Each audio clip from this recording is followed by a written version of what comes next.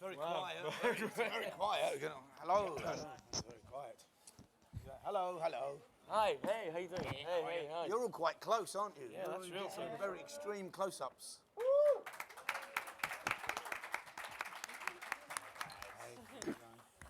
Thank you, Tony.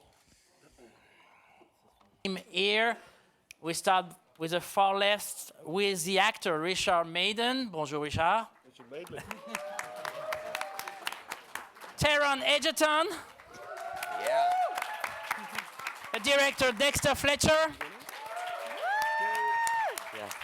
And Bryce Dallas Howard. I have a question for Taron. When you saw this year at the Academy Awards, Rami Malek, taking the Oscar for playing Freddie Mercury, did you picture yourself with that award? And if you win, That's a horrible question. Yeah. I'm not going to tell you that you didn't. One thing I would like to say and take this opportunity to say is that inevitably the film has drawn comparisons with Bohemian Rhapsody. Rami Malek's performance in that movie is astonishing, and I'm lucky enough to know him a little bit personally. Dexter knows him quite well. He's the nicest, most brilliant man and one of the most talented actors of our generation. And I'm very, very proud that we are mentioned in the same breath. I'm going to ignore the part of your question that there is no good answer to.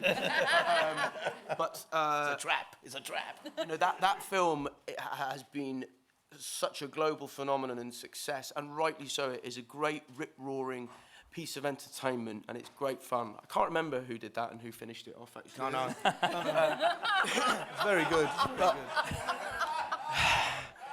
But our movie is a different animal. Our movie is a musical, so it requires an actor that can sing in the lead role. For a biopic, that's not necessary because it's a biopic and they're just performance pieces that are singing. So I'm very grateful that people compare us, and hopefully it shows that there is an appetite for movies of this nature.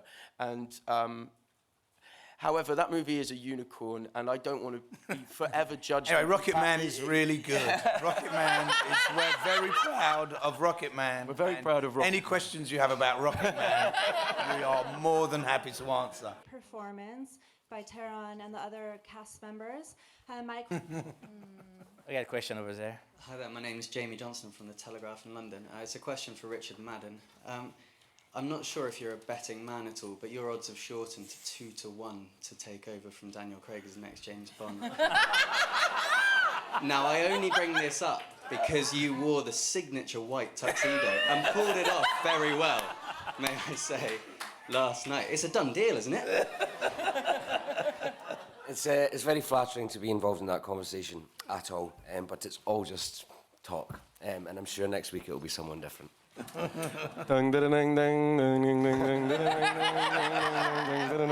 Yeah, I mean, I think I feel the same way that everyone here has, everything that they've expressed. I feel exactly that way.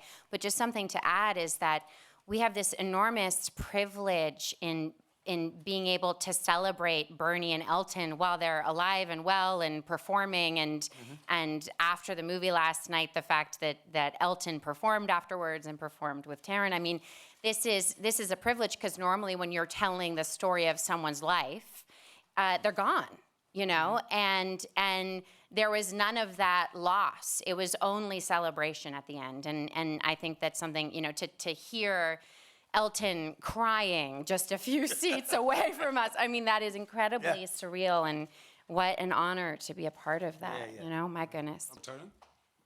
Should I? Go for it. We'll take your question right after, I promise. Sorry. In terms of me and him, David and Elton really allowed me into their lives, and my girlfriend and I spent a lot of time with them. We went to stay with them for a few days just before we started filming. We got quite drunk one night at theirs, and the head of his security caught me stealing from his kitchen at 3 a.m.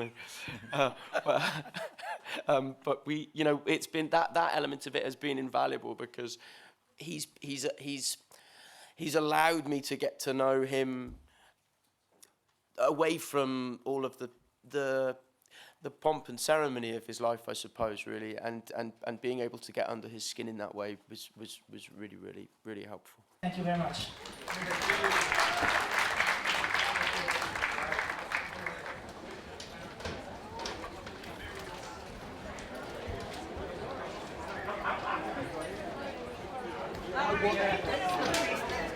social media post. Ruin your BBC